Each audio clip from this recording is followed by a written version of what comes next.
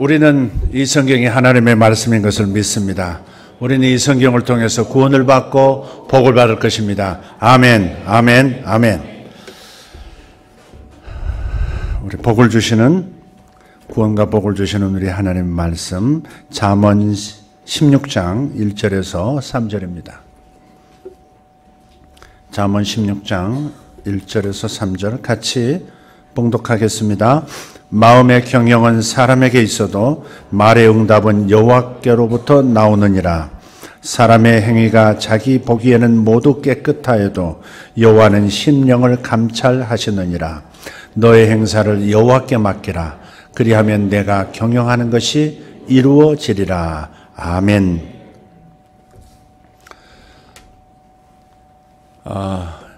사람 각자를 진단하는 어떤 그 프로그램이 있는데요. 은사진단표라고 하는 건데, 네 종류의 사람이 있는 겁니다. 항목은 이거예요. 일 중심이냐, 사람 중심이냐, 체계적이냐, 비체계적이냐. 이 네 가지 항목을 가지고 XY 좌표를 만들어서 어디에 속하는지, 어느 쪽으로 치우쳤는지, 중간인지 이걸 알 수 있는 그런 은사진단입니다. 거기에서 저 자신이 비체계적인 사람인 건 알지만 일 중심의 사람인지는 몰랐습니다. 그런데 제 진단 결과표는 이것입니다. 일 중심 비체계적인 사람이 접니다. 비체계적이면 사람 중심이라도 돼야 할 텐데 일 중심의 비체계적이니, 제가 탐 리더가 아니고 부교육자면 벌써 쫓겨났을 것 같아요. 성격이 제가 좀 급해요.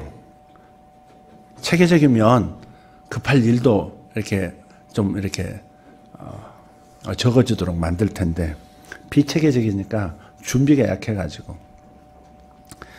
그래서 가끔 제가 급한 짓을 합니다. 찬양하다가도 막 뭐가 안 되면 빨리 신호를 보내야 하고 뭐 이러다가 여러분을 좀 어수선하게 할 때가 있습니다. 이 부분은 나중에 좀 빼주시면 좋겠습니다. 넣어도 괜찮습니다. 넣으십시오.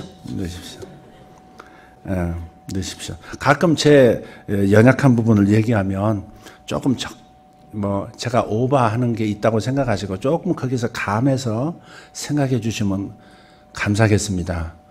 너무 액면 그대로 받아들이지 마시고, 저희 가정사니 제 개인 얘기니 너무 진지하게 받으셔가지고 너무 우리 가정을 염려하고 저를 염려하고 그런 분도 계시더라고요. 너무 진진 모드로 가지 마시고 반찬 모드로 가주시면 감사하겠습니다. 자, 오늘 말씀의 제목이 뭡니까? 그분이 경영하시면 나는 성공한다. 동의하십니까? 네. 믿으십니까? 네. 그분이 경영해 주시면 나는 성공합니다. 그분 따로 나 따로 국 따로 밥 따로 하니까 이게 뭔가 말씀은 말씀대로 가고 현실은 현실대로 따로 노는 것 같은 상황이 있어요. 그래서 오늘 제목을 그분이 경영하시면 나는 성공한다 하는 제목으로 잡아서 우리 삶의 인생 경영에 있어서 어떤 지표들이 중요한가 하는 것을 살펴보고자 합니다. 시대마다 각광받는 학문이 다르다는 것을 우리는 역사 속에서 발견합니다. 여러 나라가 각축을 벌였던 저 중국 땅 춘추 전국 시대에는 병법이 각광을 받았습니다. 땅 따먹기 하는 시대니까, 춘추 전국 시대니까 병법이야말로 가장 중요한 국가의 자산이었습니다. 그 중에 제일 유명한 것이 오늘날까지 알려지고 있는 손자병법이죠. 36개 아십니까? 36개 주랭랑. 근데 손자병법의 36번째가 뭐냐면 승부를 가릴 수 없을 만큼 패배가 명백하거든 뒤도 돌아보지 말고 주랭랑 놔라, 도망쳐라. 그게 병법에 있는 거예요. 그래서 36개 주랭랑 그런 거예요. 손자병법이 유명했어요. 그런데 나라가 이제 통일되고 평안해지고 태평성대가 오래 지속되면 예가 발전하고 또 문학이 꽃피고 시인들이 많이 등장합니다. 그래서 문예 부흥이 일어나는 겁니다. 중국에서는 이것을 제자백가의 시대라고 했고 서양에서는 르네상스가 꽃피운다 그렇게도 표현했습니다. 그러다가 산업이 부흥하고 기계가 많이 발명이 되고 어떤 기계를 통해서 공정 과정이 시스템화되고 그러면서 또 건축도 활발해지고 또 자본이 돌고 이러면서 과학이 꽃을 피우게 됩니다. 물론 중세는 신학이 서양에서는 중심이 됐습니다만은 그 이후에는 과학이 꽃을 피우게 됐어요. 대표적인 예 영국의 산업혁명입니다. 그리고 그 이후에 산업이 발달하고 무역이 활발해지면서 금융도 아주 중요한 경제의 꽃으로 등장합니다. 그러면 경영학이 각광을 받게 됩니다. 그래서 경영학의 최고 수재들이 몰리고요. MBA 과정을 밟기 위해서 유학을 다녀온 사람들이 출세하는 그런 세상이 됐었더랬습니다. 오늘 본문에도 경영이라는 단어가 반복이 됩니다. 경영은 사업이나 기업의 조직 등을 효과적이고 효율적으로 관리하는 것, 운영하는 것, 그런 것을 뜻하는 단어입니다만은 오늘 본문에 나오는 경영이라는 단어는 사업에 국한된 좁은 의미의 경영이 아니라 인생 전반에 걸쳐서 넓은 의미로서 경영을 말씀하고 있는 겁니다. 따라서 오늘 하나님께서 보장하시는 성공하는 인생 경영, 행복한 인생 경영의 요소는 무엇일까 한번 살펴보자는 겁니다. 왜 나는 삶이 계속 더디 가는가? 왜 고만고만한가? 왜 내 삶은 더 나아지지 않는가? 왜 내 장사는, 내 사업은 왜 그리 그다지 큰 진보를 보이지 않는 것인가? 이런 것을 다 포함해서 행복한 인생 경영의 중요한 요소가 뭘까 한번 자신과 빗대어서 한번 점검했으면 좋겠습니다. 자, 성공된 인생 경영 첫 번째는 하나님의 주권을 인정하는 겁니다. 우리는 그리스도인입니다. 예수 믿고 따르는 사람들이에요. 그래서 내 생명도 그분의 것이고 내 일생도 그분의 손에 달려있고 내 영원 세계도 영원의 삶도 그분의 손에 달려 있습니다. 그러니 우리는 무슨 일을 하든 먹든지 마시든지 무엇을 하든지 간에 하나님이 첫 번째로 나올 수밖에 없습니다. 나와야 합니다. 하나님 빼면 내 인생 전체가 암흑입니다. 우리는 그걸 아는 사람이에요. 그래서 항상 하나님이 먼저 등장하지 않으면 우리 잘못된 철학과 가치관을 가지고 살아가기 십상입니다. 그래서 성공 인생 경영은 바로 하나님의 주권을 인정하는 데서 출발하는 것이다. 사업에 성공한 사람들 보면 자기만의 분명한 철학과 가치관이 있는 것 같습니다. 세계 최고의 물류 회사를 어디로 듭니까? 페덱스를 아마 들 겁니다. 페덱스의 창업자 프레드 스미스라는 분이 약 700여 대의 비행기를 보유하고 있고요. 하루 평균 300에서 400만 개의 패키지를 운송하는 정말 놀라운 회사로 발전을 했어요. 그런데 그의 기업 철학이 참 간결합니다. PSP 철학이라고 하더군요. PSP. 그래서 P는 people, 사람, S는 서비스, P는 profit, 이윤. 기업의 윤리는 이윤을 남긴다가 첫 번째 항목이지 않습니까? 이윤입니다. 그래서 첫 번째로 사람을 들었다고요. 그래서 사람 중심의 기업이 그분의 철학이에요. 고객도 있지만 고객보다도 우선 이 회사의 직원들이 첫째라는 겁니다. 그래서 사람을 극진히 대접하라. 그게 그분의 첫 번째 철학이에요. 그래서 페덱스는 직원 해고가 없답니다. 그러니 회사에 노조가 없는 것이죠. 그리고 직원의 만족도가 따라서 높으니까 서비스도 좋아지고 따라서 이윤도 많아지게 되는 겁니다. 그래서 많은 이윤을 발생시키니까 그 이윤을 가지고 또 재투자하고 재고용하고 점점 번창할 수밖에 없는 구조인 거죠. 그러니까 일보다 사람, 실적보다 사람, 실력보다 사람, 항상 사람 중심이라고 하는 것이 참 중요한 가치 철학 같습니다.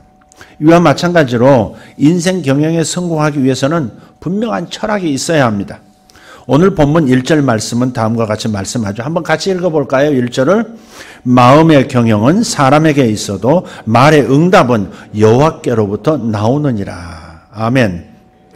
이 말을 자칫 잘못 이해하면 아무 일도 하지 않고 하나님이 응답해 주시기를 그냥 기다리기만 하면 되는 것처럼 느낄 수 있는, 오해할 수 있는, 게으른 사람 그렇게 받아들일 수 있는 구조이겠습니다. 마치 감나무 밑에서 감 떨어지기 기다리는 사람 돼서는 안 될 겁니다. 이 말씀은 자기 할 일을 충분히 하고 최선을 다한 후에 하나님의 뜻을 기다리는 것이 옳다는 거예요. 마이 파트, 내가 해야 할 역할은 최선을 다한다. 그런 다음에 하나님의 결정을 기다리고 하나님의 도우심을 사모한다. 그런 거예요. 이것을 한자로 진인사 대천명이라고 하죠. 여러분 한번 영상 한번 띄워주시면 좋겠는데, 어느 식당에 가서 제가 봤는데 어느 분이 또 저한테 이걸 다시 그 식당 가셨는지 찍어서 보내셨더라고요. 받침 하나 뺐을 뿐인데 라는 제목입니다. 인명제천. 인명은 제천이잖아요. 그런데 인명제처예요. 사람의 운명은 아내에게 달려있다. 진인사 대처명. 최선을 다한 후 아내의 명령을 기다린다. 지성이면 감처. 정성을 다하면 아내도 감동한다. 처하태평. 아내 밑에 있을 때 모든 것이 편하다. 올라서지 말기를 바랍니다. 모든 것은 남자들이 갑질하는 데서 지금 이 세상이 이렇게 어지러운 겁니다. 자, 그 다음에 사필귀처. 중요한 결정은 결국 아내의 뜻에 따르게 된다. 마지막 항목이 가슴에 닿습니다. 아내를 이길 수는 없는 것 같아요. 아내의 눈물을 이길 수 없고 아내의 총명을 이길 수가 대부분 없어요. 남자들은 앞만 보기 때문에 전후 좌우 다를 못 봐요. 그러니까 최후 결정은 아내한테 맡기는 것도 그렇게 그다지 큰 실수는 아닌 것 같습니다. 또 이것을 또 적어가지고 그대로 하겠다고 그러지 마시고 진인사 대천명이 나와서 그렇습니다. 자기가 할 일을 최선을 다해서 행한 후에 그 다음 하나님의 뜻을 기다린다. 이게 정상적인 사고방식이다 하는 겁니다. 하나님의 주권을 인정하는 것은 손 놓고 기다리는 것이 아니라 모든 일에 최선을 다하는 겁니다. 동시에 하나님의 주권을 인정하는 사람은 성공해도 결코 자만하지 않습니다. 이 대목이 참 중요합니다. 실패해도 역시 좌절하지 않습니다. 성공해도 교만하지 않고 실패해도 좌절하지 않는 것. 그것은 하나님의 주권, 하나님이 모든 것을 결정하실 수 있는 권한이 있으시다. 그게 너무 중요한 거예요. 그런데 이것을 이해하지 못하는 사람, 인정하지 않은 사람은 성공할 때 교만해져요. 그리고 실패하면 낙담하고 좌절하고 인생 다 끝난 것처럼 얼굴 표정하고 사는 겁니다. 그렇기 때문에 하나님의 주권을 인정하는 것은 인생 경영에 있어서, 성공적 인생 경영에 있어서 너무나도 중요하다.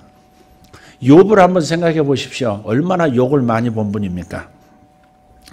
그가 집이 무너져서 여러 가족의 생명이 세상을 떠났고, 또 큰 화재가 발생해서 목축업이 일시에 다 망한 겁니다. 남은 재산들 도둑대 틈타고 일꾼들이 배반하는 통에 완전히 파산했습니다. 그런데 이 완전히 망한 인생이 이런 고백을 드리는 겁니다. 욥기 1장 21절, 22절. 우리 자주 읽었기 때문에 이걸 가벼이 생각하고 그냥 안다로 그냥 지나가 버리면 마음에 이렇게 감동이 안 됩니다. 정착이 안 돼요. 그래서 잘 들으시면 좋겠어요. 이르되 내가 모태에서 알몸으로 나왔사온즉 또한 알몸이 그리로 돌아갈지니 주신 이도 여호와시요 거두신 이도 여호와시오니 여호와 이름이 찬송을 받으실지니라. 아멘. 그렇게 하고 이 모든 일에 욥이 범죄하지 아니하고 하나님을 향하여 원망하지 아니하리라. 그렇게 끝마칩니다. 자, 이것은 이런 고백을 들을 수 있는 거, 그건 그의 신앙이 오직 하나님의 주권을 인정하고 그것을 뼛속 깊이 새기고 있다는 증거가 되는 거죠. 지금 다 날아갔어요. 그 사랑하는 자식도 잃었어요. 정말 보통 사람은 그냥 며칠 못 살고 죽을 수도 있을 만큼의 충격입니다. 그런데 그가 주신 분이 하나님이시니, 누리게 하신 분이 하나님이신데 가져가시는 것도 그분의 주권이지. 당연하게 그분의 주권, 하나님의 주권입니다. 그러니 하나님은 영광을 받으소서. 선하신 하나님, 자비하신 하나님께서 거둬가셨다면 이 또한 하나님의 기쁘신 뜻이 있는 것이고 나는 따라잡지 못할 차원의 계획이 있으심이니 주님, 저는 찬송하고 감사할 따름입니다 하면서 그 분노를, 그 고통을 삼키는 겁니다. 바로 이것이 하나님의 주권을 인정하는 성숙한 그리스도인의 태도다. 잠언 16장은 인생 경영학 교과서라고 할 수도 있습니다. 이 1절처럼 하나님의 주권을 강조하는 말씀이 계속 반복돼요. 16장에 9절에도 있고 33절에도 있고. 인생 경영의 성공 비결은 바로 하나님의 주권적인 섭리를 인정하는 겁니다. 하나님께서 세우신 계획대로 하나님은 당신의 일을 이루어 가신다. 우리는 거기에 예라고 말하고 감사하고 찬송할 뿐이다. 그리고 하나님은 반드시 보상하시는 분이니까 하나님의 주권 아래 나는 있을 것이다. 주권에 대한 생각에서 이탈하지 않을 것이다. 그 생각을 항상 마음에 가지고 있는 겁니다. 보십시오. 하나님의 이 주권적인 섭리를 인정하면요, 혜택이 있어요. 우선 내가 무릎 꿇게 돼요. 건방 떨지 않게 돼요. 하나님이 모든 결정권자시고 하나님의 주권이 모든 것을 이끌어 가시고 계신다. 저 과학 문명 이기가 탐지하지 못하는 우주 저 끝에 있는 별들까지도 한눈에 꿰뚫고 계시는 하나님. 우리가 알지 못하는 미시 세계의 그 미립자 세계의 변화까지도 다 붙들고 계시는, 말씀으로 붙들고 계시는 그 하나님. 그 하나님의 섭리 앞에서 내가 할 일은 사실 아무것도 없고 하나님이 다 하셨다. 이 하나님의 주권을 인정하는 사람은 결국 앞으로 내가 이루어 가야 할 내 인생의 경영도, 내 삶의 모든 모양새도 결국은 주님이 붙들어 주셔야 되는 거니까. 그러니 무릎 꿇을 수밖에 없다. 또 무릎 꿇는 사람, 기도하는 사람은 결국 하나님께 도움을 구하고 겸비해서 머리를 조아리면 반드시 하나님은 긍휼을 베푸시고 하늘 문을 크게 주저없이 열으시고 도움의 손을 내밀어 붙잡아 주시는 줄 믿습니다. 이렇게 되면 형통한 자가 되는 거죠. 우리는 마치 결론만 보고 항상 부러워하지만 그 과정은 정말 이런 믿음의 과정, 결단의 과정, 하나님의 주권 앞에서 내 의지를 꺾고 내 주관과 내 불만을 꺾는 이런 과정들이 있다는 사실은 대개 생각 못하고 있습니다. 사업에 성공한 사람 보면 저분은 어떻게 해서 부자가 됐나 부럽다 이렇게만 하지만은 거기까지 오기까지 얼마나 수많은 눈비를 맞으면서 봄, 여름, 가을, 겨울의 계절을 겪으면서 실패와 성공의 수많은 이야기들로 엮어진 그 성공이라는 것을 생각 못하는, 과정은 잊어버리고 결론만 바라보는 그러한 사람들이 많습니다. 우리는 그렇게 해서는 안 되는 거죠. 자, 형통한 자는 반드시 과정이 이렇게 첫째 하나님의 주권을 인정하고 무릎 꿇는 사람이다라는 것을 잊어서는 안 됩니다. 그리고 형통한 자가 되어서 돌아와도, 그리고 칭찬이 돌아올 때도 결코 스스로를 높이지 않습니다. 자고하지 않습니다. 내가 한 게 아니니까. 하나님이 나를 세워주셨으니까 여기에 무슨 교만이 끼어들 여지가 있으며 내 스스로 나를 높일 자고할 명분이 어디 있습니까? 다 하나님이 하신 건데. 내가 그래도 부모가 제대로 노릇했으니까 내 자식들이 이렇게 사람들에게 칭찬받지. 그렇지 않습니다. 그분의 주권이, 그분의 은혜가 그렇게 만든 줄 믿습니다. 할렐루야. 이런 신앙 가진 성도 입에서는 하나님의 은혜를 고백하는데 그런 감사의 고백이 흘러 넘치게 되는 거예요. 반드시 그렇습니다. 간증할 때도 나를 높이는 동기와 그런 색깔을 띠고 간증하는 것이 아니라 하나님이 하셨다는 이 감격 속에서 하나님께 마땅히 영광을 돌려야 되고 하나님이 너무 감사해서 자기 간증을 하는 것이지 자기를 어필하고 PR하기 위해서 내가 이런 존재야. 자기 존재감을 드러내기 위해서 간증하는 거 냄새나는 거죠. 인생의 성공적인 경영은 하나님의 주권을 인정하는 것이다.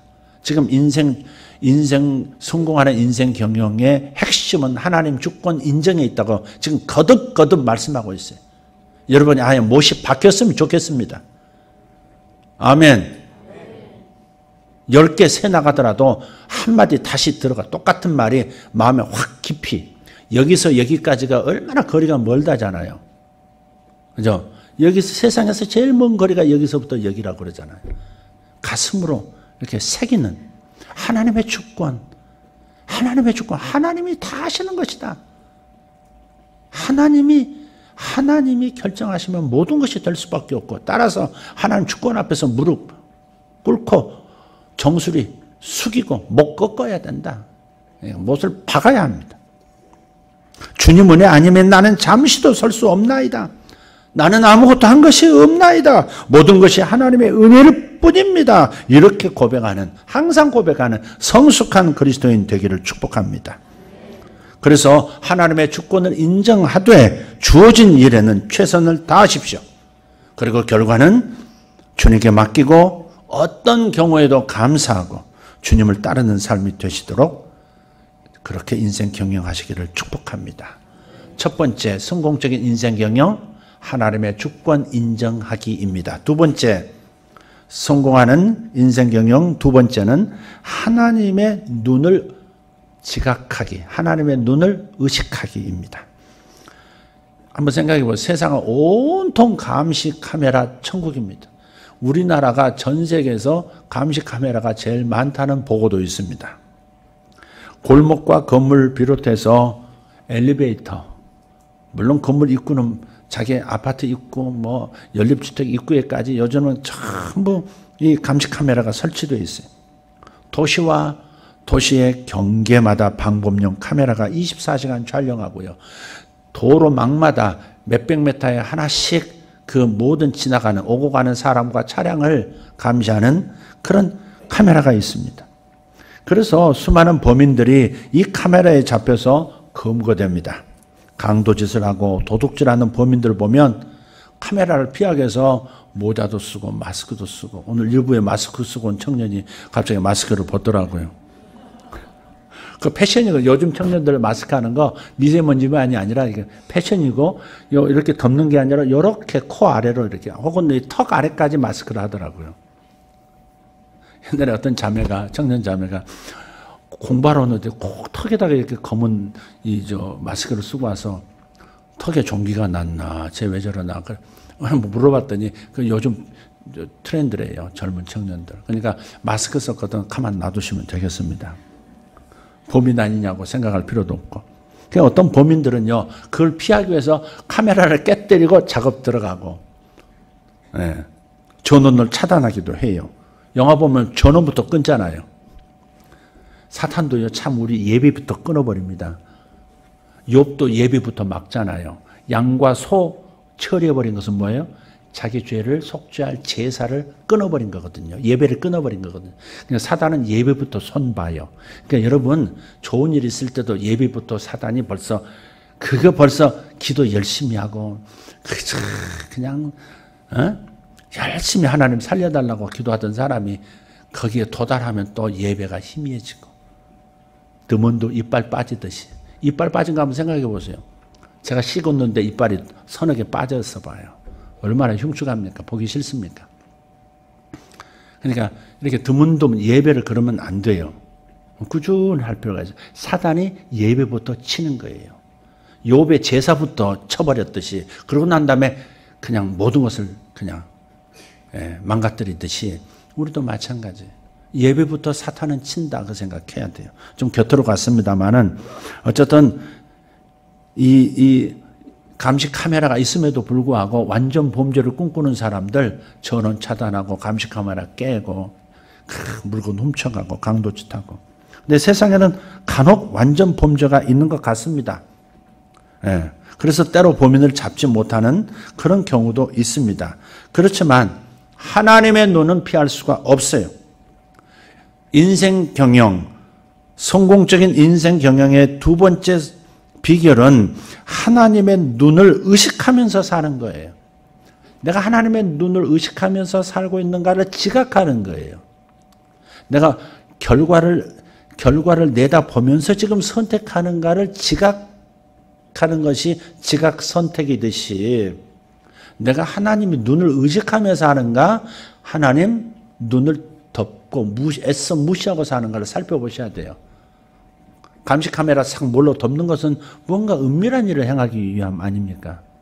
전원 차단하는 거 왜 그래요? 신경 끄는 거 왜 그래요? 뭔가 내가 하고 싶은 하나님이 싫어하시는 걸 뻔히 알면서도 하겠다는 의지 표명 아닙니까? 그렇죠. 그래서 내가 하나님 눈을 의식하면서 사는 사람인지 스스로 지각하는 감각, 이것을 점검해야 해요. 그래서 잠언 본문 16장 2절입니다. 같이 읽어보세요. 사람의 행위가 자기 보기에는 모두 깨끗하여도 여호와는 심령을 감찰하셨느니라. 여러분, 하나님의 시력은 얼마나 된다고 생각하세요? 허블 망원경이 잡아낼 수 있는 우주의 그림은 얼마나 될까요? 허블이 얼마나 잡아낸다고 생각하세요? 세상에 시력이 가장 좋은 사람들은 초원에 사는 유목민 혹은 사막에 사는 베두인족이랍니다. 아무것도 안 보이는데 지평선 밖에 외에는 보이는 것이 없고 열기에서 이 아지랑이가 올라오는 것밖에 안 보이는데 이 사람들은 지금 저기 세 사람 오는데 두 사람은 낙타 타고 오고 한 사람은 말 타고 오고 저 사람은 왜 어디서 빨간 옷을 입었네? 뭐 이렇게 안다는 거예요. 무기가 있네 없네. 사람의 형체조차 보질 못하는데 독수리의 눈, 매의 눈을 가지고 있어요. 저 몽골 사람들 한번 보세요. 얼마나 눈이 좋은지요. 어떤 사람은 4점 몇으로도 통계가 나온대요. 4.0 하니까 2.0의 2배 같지만 그렇지 않 한 10배 된다는 거예요. 그렇다고 해도 인간이 보는 것은 한계가 있습니다. 종이 한 장만 이렇게 내놔도 못 봅니다. 종이 한 장만 가려도 못 보는 것이 인간이에요. 시력 좋다고 자랑할 거 아니에요. 더운 콘크리트 벽 앞에서는요, 더더군다나 아무것도 감지하지 못하죠. 그렇지만 하나님께서는 하나님의 시력은 모든 것을 감찰하신다는 겁니다. 아무도 아멘 안 하시는 것을 보면 천상의 감시 카메라를 피하고 싶으신 것 같습니다. 이것을 깨달은 시인이 시편 139편 1절에서 10절에서 이렇게 고백합니다. 좀 깁니다만 한번 공감하면서 한번 들어보시면 좋겠습니다. 여호와여, 주께서 나를 살펴보셨으므로 나를 아시나이다. 주께서 내가 앉고 일어섬을 아시고 멀리서도 나의 생각을 밝히 아시오며 나의 모든 길과 내가 눕는 것을 살펴보셨으므로 나의 모든 행위를 익히 아시오니 여호와여, 내 혀의 말을 알지 못하시는 것이 하나도 없으시니이다. 주님의 시력이 어느 정도인지 아시겠죠? 주께서 나의 앞뒤를 둘러싸시고 내게 안수하셨나이다. 이 지식이 내겐 너무 기이하니 높아서 내가 능히 미치지 못하나이다. 내가 주의 영을 떠나 어디로 가며 주의 앞에서 어디로 피하리까? 내가 하늘에 올라갈지라도 거기 계시며 수월에 내 자리를 펼지라도 거기 계시니이다. 내가 새벽 날개를 치며 바다 끝에 가서 거주할지라도 거기서도 주의 손이 나를 인도하시며 주의 오른손이 나를 붙드시리이다. 아멘. 하나님의 눈은 결코 피할 수 없다. 이것을 깨달은 사람이 참 지혜자입니다. 지혜자는 꾀를 많이 갖고 있는 사람, 정보를 많이 활용하는 사람이 아닙니다. 하나님의 눈을 피할 존재는 없다. 나는 하나님 눈길 아래서 나는 절대 나 자신을 스스로 숨길 수 없다. 이것을 깨달은 사람이 참으로 지혜로운 사람입니다. 그런데 이 야가 빠진 인생들 자꾸만 눈속임을 하려고 하는 거예요. 그래서 세상에 진위를 가리는 분별의 눈이 너무 중요한 거예요. 이 사람 진짠가 가짠가. 이 땅에 이중인격자가 판을 쳐요. 지도자라고 하는 분 중에 그래도 국민을 대표하고 법을 만들어내는 사람 300인 중에서도 지금 어때요? 명품이 아니었다는 것, 짝퉁이었다는 것이 자꾸 드러나면서 자기 인생이 자꾸 아웃들이 모이는 곳으로 가는 거예요. 그래서 하나님의 눈을 인식하고 언제나 정직하게 거짓 없이 살려고 노력하는 것. 이건 완벽하게 해낼 수는 없습니다. 우리가. 완벽하게 해낼 수는 없지만 노력하는 거예요. 정직하게 살려고. 그래도 바르게 살려고. 과거 걸어온 길의 흔적들 어쩔 수 없어요. 우리. 정직하지 못하고 바르지 못하고 구부러진 길을 다녔던 헤맸던 그 길들 우리는 그 과거에 연연하면서 미래를 가질 못한 채 주저앉을 수는 없어요. 회개하고 정신 차리고 다시 바르게 미래를 향해서 가려고 하는 그 태도는 우리가 가져야 합니다. 원래 시간은 과거로부터 미래로 흐르는 게 아니죠. 미래가 과거를 향해서 현재를 통과해서 과거로 흘러가는 거죠. 그러니까 우리 앞은 항상 앞은 미래지 과거는 아니에요. 사도 바울도 내가 지난 것은 잊어버리고 지난 한 일은 잊어버리고 앞에 있는 것, 그 표대를 향하여 내가 잡으려고 쫓아가노라 그랬어요. 그러니까 앞 유리창 닦는 게 중요한 거지 백미러 자꾸 손보는 게 중요한 게 아니다 이 말이에요.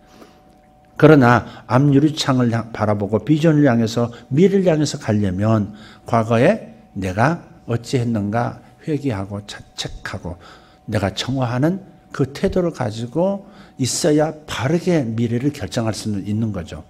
그런 점에서 과거는 필요하지만 지나치게 과거에 자신의 부족에 매달려 있어서는 안 된다 하는 겁니다. 오늘 본문 말씀은 이런 하나님의 눈에 대해서 뭐라 표현합니까? 감찰하는 눈 그랬어요. 네. 이렇게 경찰에도 감찰기관이 있고 검찰에도 감찰기관이 있고 저기 청와에도 감찰기관이 있어요. 그죠? 근데 이 감찰이라는 단어가 참 이게 어떻게 보면 무서운 단어입니다. 근데 하나님께서는 감찰하시는 눈을 가지고 계신다는 거예요. 더군다나 하나님은 겉에 행위만 보시는 감찰이 아니고 심령을 감찰하신다는 거예요. 속도 하신다는 거예요. 성경에 이런 말씀이 있죠. 하나님은 너희들의 머리카락까지 세시느니라 그랬어요. 하나님께서 오늘 내가 1230만 1102개인데 오늘 31개 빠졌으니까 몇 개 남았어. 지금 흰머리 몇 개, 검은머리 몇 개. 이걸 세하리신다는 말이 아니야. 하나님께서 우리 머리카락 세시는데 뭐 이렇게 에너지 낭비하시겠어요? 그게 아니라 머리카락은 생각을 말하고 감정의 흐름선을 말하는 겁니다. 하나님은 내가 지금 무슨 생각을 하는지, 무슨 생각을 계속해서 반복해서 곱씹고 있는지, 내 감정은 어디로 흐르고 있는지, 하나님을 향하는 기쁨의 감정인지 아니면 뒤로 물러서는 좌절의 감정인지, 그런 감정의 흐름과 생각들의 뒤섞임까지도 주님은 다 보고 계신다는 거예요. 매트릭스 영화 보면 이렇게 겉으로 보이는 영상 말고 눈이 열리니까, 네오가 눈이 열리니까 신세계가 보이잖아요. 매트릭스의 세계, 전자로 이루어진 수많은 부호들의 세계가 쫙 펼쳐지잖아요. 실상을 보게 되는 거죠. 하나님은 그렇게 보신다는 거예요. 쫙 스캔할 것도 탁 보시면 과거, 현재, 미래부터 지금 현재 어떤 상태로 지금 흘러가고 있는지 그 결과가 어떨는지까지도 통찰하시는 거예요. 그게 하나님의 감찰하시는 눈이에요. 그래서 요한계시록 1장 14절에 보면 예수님의 눈을 이렇게 보니까 요한이 불꽃 같다는 거예요. 이글이글 타는 불꽃 같더라. 네. 그 앞에서는 모든 속된 것이 다 타버릴 것 같은, 하나님의 눈빛 아래서는 그럴 것 같은, 여러분에게도 그런 경험이 있으시기를 바랍니다. 요한계시록 4장 6절에도 보면 하나님을 가장 가까이에서 호위하고 있는 그룹 천사, 네 그룹 천사인데 이 네 생물이라 그랬어요. 천사라고 표현하지 않고 생물이라고 표현됐어요. 하도 생긴 게 우리식으로 생각하면 상상해 보면 기괴하기 때문에 그래요. 어떤 첫 번째 천사는 독수리 같고, 어떤 천사는 송아지 같고, 어떤 천사는 사자 같고, 어떤 천사는 사람 같다고 했어요. 사람 같다 그랬지 사람이라고 그러진 않았어요. 사람이 사람인데 어째 다른 행성에서 안드로메다에서 온 외계인인가 싶은 만큼의 어떤 다른 형상을 하고 있어요. 근데 중요한 것은 이런 피조물들은, 천사를 포함해서 피조물들은 하나님의 속성, 하나님의 신성을 반영한다는 거예요. 그러니까 천사들에게 모습 속에서 하나님의 어떠하심을 알 수 있게 된다는 겁니다. 그래서 하나님의 그 호위하고 있는 천사가 사자 같다는 것은 그래 유다의 사자이신 주님을 표현하고 있는 거라고. 또 독수리, 뭐 사람, 또 소 마찬가지예요. 자, 그런데 중요한 것은 그 네 생물들이 각각 6날개를 가지고 있는데 더 놀라운 것은 날개가 달렸다는 것도 놀랍지만 그것도 6날개라는 것이 참 이상하지만 날개 안팎에 눈들이 가득하다는 거예요. 뭐가 연상이 돼요? 하나님의 전 우주 감시 시스템. 동시에 안쪽에도 있다는 것은 하나님의 마음을 계속해서 살피는 거죠. 하나님의 명령을 하나도 놓치지 않고 하나님의 뜻을 놓치지 않도록 안쪽에 눈이 달렸다는 것은 하나님만 응시한다는 것을 의미하는 것이죠. 동시에 바깥도 응시할 수 있는, 그것이 바로 내 생물 가운데 나타난 날개 안팎에 눈이 의미하는 겁니다. 하나님은 동서남북, 우리가 동서남북 어디에 있든지 세상 모든 사람들을 항상 감찰하고 계신다 하는 뜻이에요. 또 처음부터 끝까지 측정하신다는 뜻도 있습니다. 결과뿐만 아니라 동기도 살피시고 결과만 보시는 것이 아니라 과정까지도 정당했느냐 하는 것을 살피신다는 겁니다. 세상은 결과 중심이에요. 결과 지상주의예요. 그래서 끝이 좋으면 다 좋다. 에? 그렇게도 말할 수 있어요. 성공한 구테타는 어때요? 무죄. 성공한 구테타는 죄가 되지 않는다. 그런 말들을 하지만 하나님은 모든 것의 옥석을 가르시는 분이라는 것을 잊지 맙시다. 할렐루야. 그렇기 때문에 시작도 과정도 끝도 모두 바르게 하려고 해야 합니다. 이런 정신으로 행하지 않으면 하나님 앞에서 큰 힘을 얻고 성공적 인생 경영을 할 수가 없습니다. 하나님은 은혜로 우리를 덮어주시지만 그러나 하나님은 그 부족한 상태, 연약한 상태, 죄에 자꾸 노출되는 상태로 남아있는 것은 슬퍼하시죠. 덮어주시고 부족한 건 보완해 주시고 그래도 용기를 불어넣으시고 사랑을 끓이지 않게 부어주시지만 그러나 사랑하는 자식이 성장하지 못한 채 계속 머물러 있다고 퇴보하고 있다는 것은 하나님에게 큰 아픔인 거죠. 아버지 하나님에게는 큰 아픔이에요. 그러니까 우리가 의로운 사람으로 성장해야 할 줄 믿습니다. 성화를 잃어버린 사람 되지 말고 칭의에만 머무르지 말고 칭의라고 하는 이 거대한 하나님의 축복이 있으니 그것에 오히려 힘입어서 제대로 회개하며 성장하겠다고 결심해야 돼요. 넘어지면 주님께서 구원하셨다고 하는 영원의 의인으로 영혼을 만들어주셨다고 하는 그 기반 위에서 다시 힘을 얻고 얼른 일어서서 그 다음 장소로 뛰어갈 준비를 하자는 겁니다. 어떤 사람들은 그냥 하나님의 은혜의 복음은 깡그리 놔두고 구원받을 때나 사용했다가 사람들에게 제대로 살게 하고 의롭게 살게 하기 위해서 그냥 구원을 잃을 수도 있어 하는 이런 그 핵폭탄급 발언, 그 핵폭탄급 정말 이런 그 신학을 내놓는 경우가 있어요. 물론 분발하겠죠. 영혼을 잃어버릴 수도 있다니까. 지옥 갈 수도 있다니까. 임팩트가 강한 메시지가 될 수 있어요. 그러나 하나님은 두려움 때문에 하나님을 섬기는 것을 원치 않으세요. 내가 무서워서 아버지에게 순종하는 자식을 두는 것을 만족해하는 부모가 어디 있을까? 아니죠. 사랑하기 때문에 아빠의 사랑을 경험하고 아빠의 사랑 때문에 용기를 내서 더 아빠를 사랑하게 되어지는 그런 관계를 원하시는 것이 정상적인 것이지, 무서워서 하나님을 더 잘 섬기고 무서워서 죄 안 짓고 무서워서 더 의인이 돼야만 하는 이 쫓기는 심정은, 이런 신학은요 평생 기쁨이 없습니다. 항상 긴장입니다. 항상 두렵습니다. 하나님이 사랑의 하나님이 아니고 은혜의 하나님도 아닙니다. 그래서 이런 신학은 좀 조심할 필요는 있습니다. 그렇다고 해서 그 은혜의 그 보장성 때문에 죄를 지어도 좋은 것처럼, 의인의 삶을 살지 않아도 괜찮은 것처럼 느슨하게 가는 것은 하나님의 다루심을 받을 준비가 된 아주 그런 무모한 영혼인 것은 틀림없습니다. 그걸 방지하기 위해서 주님은 다루시거든요. 그대로 놔두시지 않거든요. 깨달으라고 매도되시거든요. 사랑하시기 때문에. 그러니까 너무 극단적이 되지 말고 뭔가를 결정하더라도, 뭔가를 생각하더라도 복음의 테두리 안에서 생각해야 돼요. 복된 소식, 기쁨의 은혜의 소식. 할렐루야. 좀 곁으로 좀 갔습니다. 다시 본문으로 돌아오죠. 여러분, 나무도요 이렇게 가로로 싹 베어내면요 반드시 톱질해서 이렇게 보면 나이테가 있어요.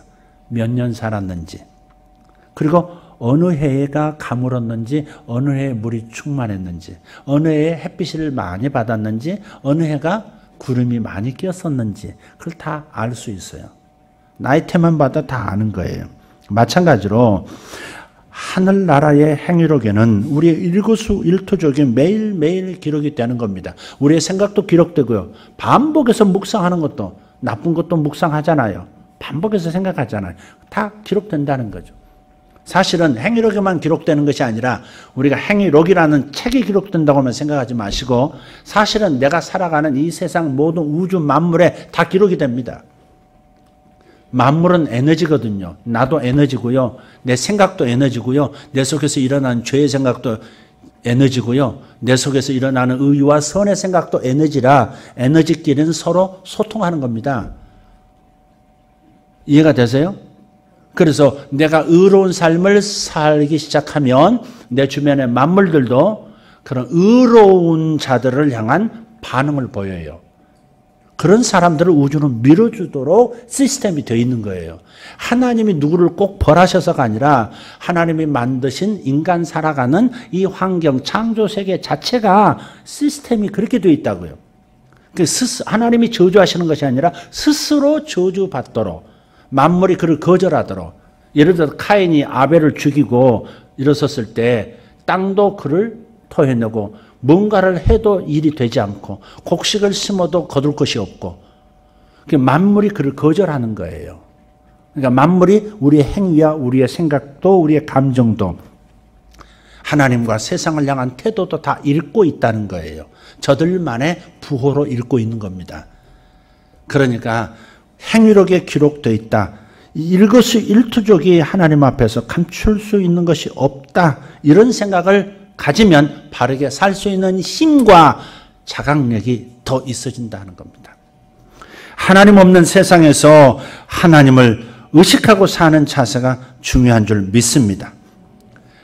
하나님이 눈이 안 보인다고 하나님을 부정하고 살아가는 악한 사람들 속에서도 믿음의 사람들은 하나님을 의식하고 살아가야 한다. 애굽은, 성경에서 나오는 애굽은 영적으로는 죄악 세상을 뜻하죠. 애굽에서 노예가 된 요셉의 태도를 여러분 생각해 보세요. 죄악 세상 한복판에 들어가서 사는 겁니다. 모든 우상 숭배와, 우상은 모든 잡다한 죄를 양산해내는 가장 뿌리와도 같은 것이 우상 숭배거든요. 악한 영들에게 지원을 받으면서 사는 인생이 선한 인생 살겠어요? 그렇지가 않죠. 그러니까 애굽 한복판에서 턱 이렇게 낙하산 타고 떨어졌는데, 근데 이 요셉이 노예 생활도 해보고 종노릇도 해보고 뭐 감옥에도 들어가 보고 뭐 다 여러 가지 경험하지만, 요셉이 정말 요셉에게서 배워야 할 건 뭐냐면, 그런 자기 자신을 죄악 세상에서 지켜내는 겁니다. 바닷속에 있으면서도 숨을 쉴 수 있는 존재로서 자기 자신을 준비하듯이 이 산소호흡기 하고 바닷속에 들어가는 것처럼 그렇게 산 거예요. 그 보디발의 아내가 향수 잔뜩 뿌리고 다가와서 우리 자자 이랬을 때 요셉이 그걸 뿌리치잖아요. 그래서 이게 고백해요. 그 자기를 유혹하는 여인에게 이렇게 얘기합니다. 이 집에는 나보다 큰 이가 없으며 주인이 아무것도 내게 금하지 아니하였어도 금한 것은 당신 한 번뿐입니다. 딴 것은 네 뜻은 너는 지혜롭고 총명한 아이이고 나를 향한 충성도가 높다는 걸 내가 안다. 네가 팥을 콩이라고 말해도 나는 믿을 수 있겠다. 그 정도로 신뢰를 받았지만 그래도 한 가지, 네가 절대 터치해서 생각도 하지 말할 것은 내 아내다. 자기 아내의 성격을 알거든. 자기 아내가 얼마나 갑질하고 노예들을 성적 노예로 삼으려고 하는 그런 거 있는 걸 아는 거예요. 그러니까 경고를 준 거예요. 내 아내는 건드려서는 안 된다. 그래서 금한 것은 당신뿐이니 당신은 그의 아내임이라. 그런즉 내가 어찌 이 큰 악을 행하여 하나님께 죄를 지으리이까. 와, 이 젊은 소년이 한번 이렇게 말하고 이렇게 자기 자신을 청결하게 지킬 수 있는 태도를 한번 보십시오. 우리가 요셉 같은 태도만 가지고 있다면 하나님의 감시 카메라, 우주적 감시 카메라 아래서 사는 이런 태도만 갖는다면 그럼 어떻게 세상이 변하겠습니까? 하나님의 눈을 항상 인식하고 살았던 요셉, 이스라엘 민족의 조상이 됐고 성결한 신앙인의 표상이 돼서 지금도 요셉처럼 자기를 지키라고 모든 남자들이여 요셉을 본받으라 이렇게 말하고 있잖아요. 오늘도 살아계신 하나님 우리를 지켜보시는 줄 믿습니다. 불꽃같이 감찰하시는 하나님의 눈을 의식하면서 바르고 깨끗하게 사려고 노력합시다. 그래야 인생을 성공적으로 경영할 수 있습니다. 마지막 한 가지, 성공하는 인생 경영. 세 번째는 하나님을 전적으로 의지해야 합니다. 하나님을 어설프게 의지하는 게 아니라 전적으로 의지하는, 전적으로 기대는 겁니다. 우리가 하나님을 의지한다고 하지만 정말 100% 의지하고 있는가를 묻는다면 여러분 대답하기가 좀 곤란할 거예요. 네? 가령 예를 들어 봅시다. 당신 사업하고 계시는데 그 사업을 하나님께 전적으로 이렇게 맡기고 계십니까? 이렇게. 또 은퇴한 후에 노년의 삶을 지금부터 하나님께 전적으로 맡길 수 있습니까? 이렇게. 예. 자녀들의 장래를 맡기고 그냥 평안을 누리실 수 있겠습니까? 이렇게 물으면 이런 생각이 좀 들 거예요. 전적으로 맡긴다는 것이 어디까지일까? 그게 좀 고민이 될 거예요. 전적으로 맡긴다는 말이 뭘까? 또 맡긴다는 말 자체가 또 뭘까? 이미지가 선명하지 않아요. 잠언 16장 3절 오늘 본문 읽어봅시다. 시작. 너희 행사를 여호와께 맡기라. 그리하면 내가 경영하는 것이 이루어지리라. 예, 다 맡기기만 하면 하나님께서 스스로 나서서 경영하셔서 다 이루어지게 하겠다는 거예요. 근데 이 맡긴다가 뭐냐? 전적으로 맡긴다가 뭐냐? 이 말. 이 맡긴다라고 하는 히브리 단어가 갈랄이에요. 갈랄. 한번 갈랄 해보시죠. 갈랄. 갈랄이 기신 분도 갈랄. 갈랄이 멀지 않은 분도 갈랄. 잊지 말라 이 말이에요. 갈랄이에요. 이 갈랄이라고 하는 단어는 굴려보내다 그런 뜻이에요. 굴려보내다. 네. 볼링공을 굴려보내야 핀이 쓰러지는 것처럼 우리 노후 문제, 우리 사업 문제, 우리 자식 문제, 우리 남편 문제 이 하나님께 굴려보낼 때 문제의 벽이 쓰러지는 겁니다. 굴려보낸다. 이게 맡긴다예요.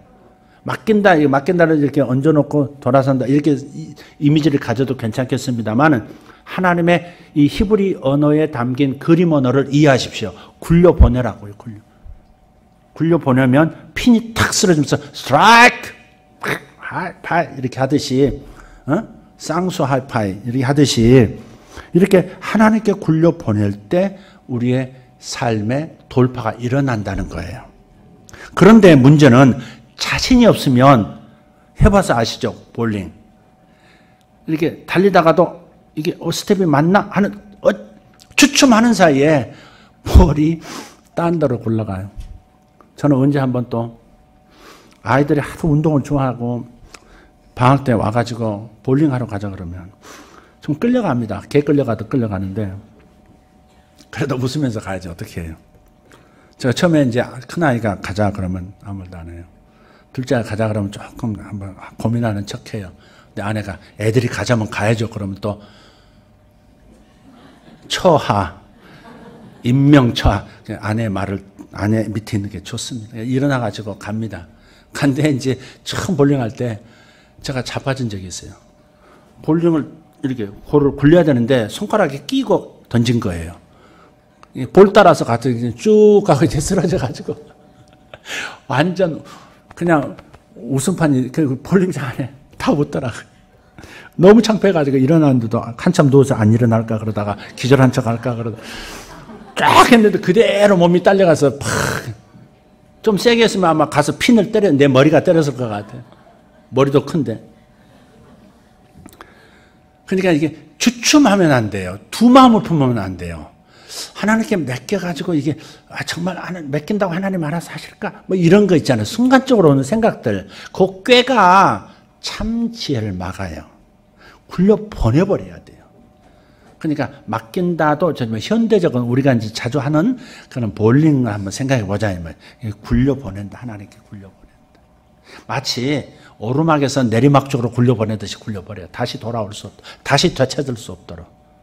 그런 방식으로 생각하고 이렇게 문제를 바라보는 거예요. 하나님께 맡기는 거예요. 그러면 하나님께서 이루신다는 거예요. 그러니 하나님을 전적으로 의지한다는 말은 완전히 굴려보내는 거예요. 편한 마음으로, 한 마음으로, 부담 없이 믿음을 가지고 핀을 향해서 굴려보내듯이 하나님에게 굴려보내는 거예요. 주님, 이런 두려움이 있습니다. 이런 염려가 있습니다. 지금 미래가 보장이 안 되어 있습니다. 과연 될까요? 뭐 이런 것들 다 굴려보내는 거예요. 될 줄 믿습니다. 굴려보내는 거예요. 할 줄 믿습니다. 하나님 나를 위해 최선을 준비하신 걸 믿습니다. 나의 미래는 최고의 미래가 준비되어 있습니다. 주저없이 굴려보내는 거예요. 좋은 것이 됐든 나쁜 생각이 됐든 굴려보내는 것. 그것이 바로 갈랄, 맡기다. 하나님에게 모든 행사를 맡기라고 하는 것은 마치 어린아이가 부모에게 자신의 생각을 온전히 내보이고 도움을 청하는 것 같아요. 어린 갓난 아기도 생존 비결을 알잖아요. 뭐가 질퍽하게 쌌으면 울잖아요. 가렵다고, 근지럽다고, 쌌다고, 찝찝하다고. 에? 또 배고프다고 울잖아요. 그러니까 어린아이 생존 방식처럼 뭔가가 있으면 곧바로 하나님께 굴려보내는 겁니다. 그러면 경영이 계획 이상으로 이루어지는 겁니다. 놀라운 일이 벌어지는 거예요. 할렐루야. 한 가지 주의할 점이 여기 있어요. 여러분의 장래를 전적으로 하나님께 맡겼을 때입니다. 전적으로 맡기고 기다리기만 하는 게 아니에요, 사실은. 어떤 사람은 이렇게 말해요. 제 일이 이루어지면 그때부터 떳떳한 마음으로 봉사하겠습니다. 교회에 나서서 섬기고 제가 하겠습니다. 아닙니다, 그거. 자기가 처지가 이런데 제가 무슨 교회 일을 할 수가 있겠나이까? 아닙니다. 그건 굉장히 인간적인 자고한 마음에서 나오는 발언들입니다. 그 태도입니다. 하나님께 장래를 전적으로 맡긴 다음 그런 마음으로, 그리고 나는 그것을 믿기 때문에, 하나님께 굴려보냈기 때문에 하나님께 충성하는 것이죠. 아멘? 일이 된 다음에 충성하겠습니다. 그건 아니다 이 말이에요. 없을 때부터 충성하는 거예요. 가지지 않았을 때부터 하나님 앞에 나를 드리는 거예요. 그런 것이 정상적인 것이고 그것이 하나님의 마음을 감동하는 거죠. 그렇게 전적으로 하나님께 맡기고 몸으로 충성할 때 하나님께서는 여러분의 일을 대책 세워주시고 이루게 하실 겁니다. 할렐루야. 예수님께서 말씀하셨어요. 이르시되 할 수 있거든요. 무슨 말이냐. 믿는 자에게는 능치 못할 일이 없느니라. 아멘. 하나님을 전적으로 믿고 맡기는 겁니다. 이게 바로 조금 세상 말로 수지 맞는 인생이에요. 나는 주의 일을 하고 하나님은 나의 일을 하시는 겁니다. 나는 주의 일을 하고 하나님은 나의 일을 하시는. 그러니까 나는 하나님께 맡기고 굴려보내고 굴려보내고 나는 주의를 하는 거예요. 그러면 그분이 내 일을 맡아서 그렇게 경영하셔서 이루시는 거예요. 할렐루야. 뭐 되면 하겠습니다. 그런 거짓말 하지 말자. 더 이상 그런 거짓말에 하나님 속지 않는다. 그러니까 정말 믿으면 움직입니다. 정말 믿으면 충성합니다. 정말 믿으면 헌신합니다. 아멘입니까? 가져야 한다? 그 사람은 안 할 사람입니다. 하나님은 자기를 의뢰하는 사람을 외면하지 않으시는 하나님이시고 자비하신 아버지시면서 동시에 능력이 무한하신 분이니 굴려보낼 만한 대상입니다. 여호사밧 왕 때 적군이 쳐들어왔습니다. 그런데 이상한 전쟁 방식을 취합니다. 하나님께서 말씀하신 거예요. 성가대 앞에 세워라. 성가대 앞에 세워. 성가대 찬양팀 앞에 세우고 전쟁 맨 앞에 세우고 하는 거예요. 화살이 날아오는데 맨 앞에 성가대 세우는 겁니다. 여러분들 선두 주자들입니다. 어? 여러분 자신을 옷 예쁘게 입으셨잖아요.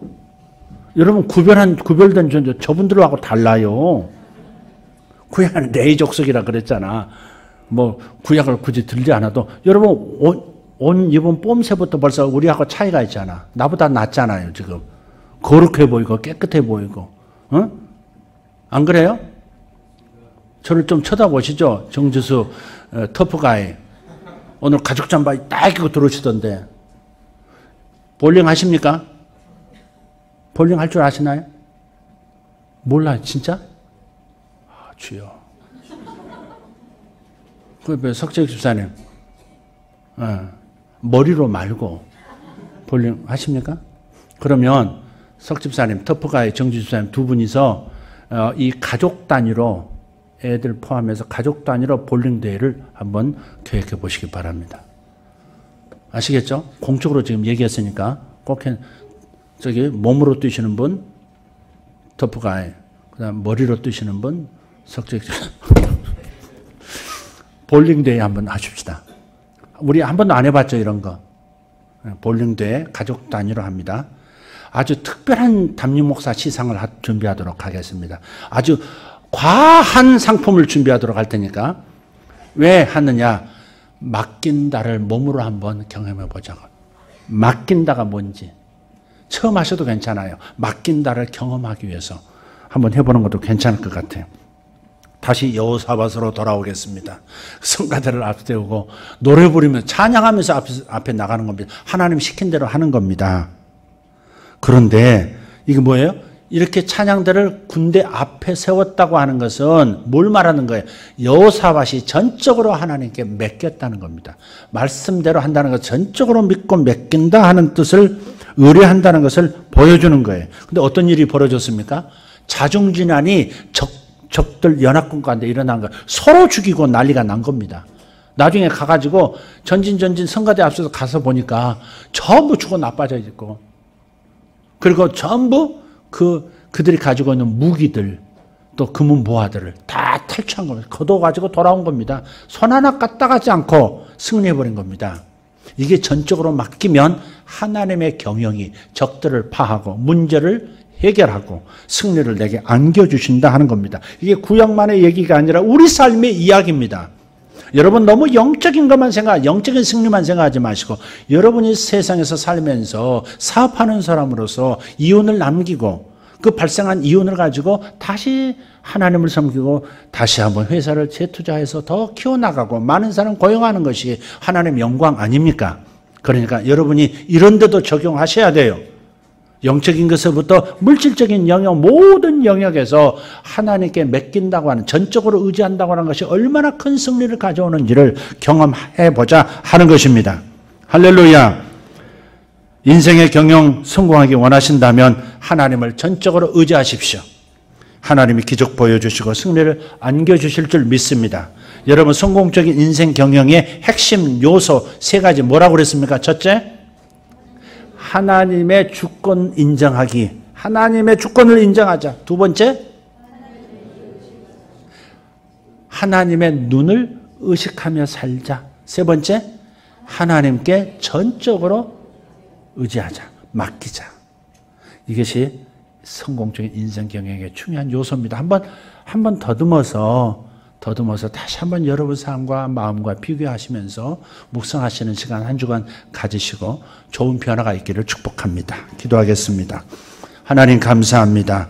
오늘 말씀에 성령께서 역사해 주셔서 아버지 이 말씀에 담긴 하나님의 속뜻을 저들에게 활짝 펼쳐 보여주시고 하나님 아버지 머리에 있던 것이 마음으로 내려가게 하시고 마음의 말씀이 아버지 내 손발로 나타나게 하여 주옵소서. 그래야 현실의 말씀이 되게 하여 주시옵소서. 말씀의 인카네이션을 경험할 수 있는 우리 모두가 되어지기를 원합니다. 예수님의 이름으로 기도합니다. 아멘.